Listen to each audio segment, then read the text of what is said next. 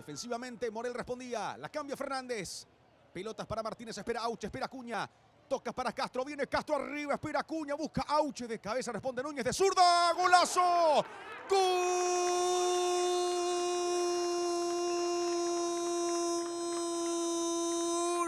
De General Caballero, de Juan León Mallorquín, golazo. Aparece Teo Arce, toca Arce, el autor del gol, jugando Arce. Auche, buena pelota, viene por el segundo, está Acuña. ¡Gol!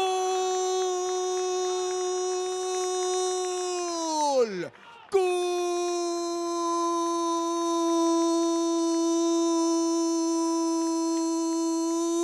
Del rojo mallorquino. Aparece Ronald Acuña y define contra el poste izquierdo. Otro avance peligroso del equipo.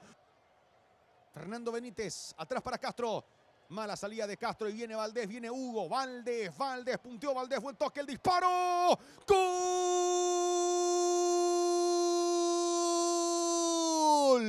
¡Gol!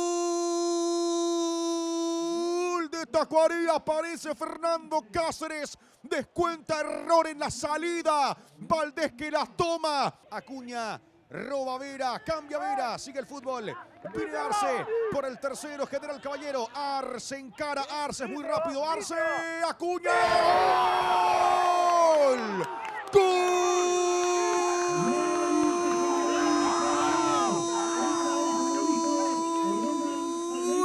De General Caballero, de Juan León Mallorquín. Contragolpe fatal y aparece Acuña. Viene Mareco. Le pega Mareco. Centro de Mareco. Arriba Acuña de cabeza. Está el zaguero central de zurda. Cruzado. Gol. Cuarto gol. ¡Gol!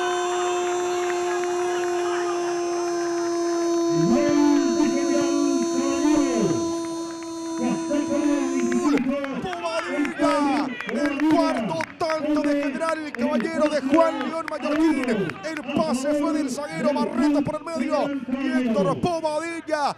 El pase, el toque de Fernando Benítez cuando el juez marcó el final del compromiso, final del partido del Estadio Carendí. Lo ha ganado General Caballero de Juan León Mallorquín por 4-1 hasta Tacuarí, segunda.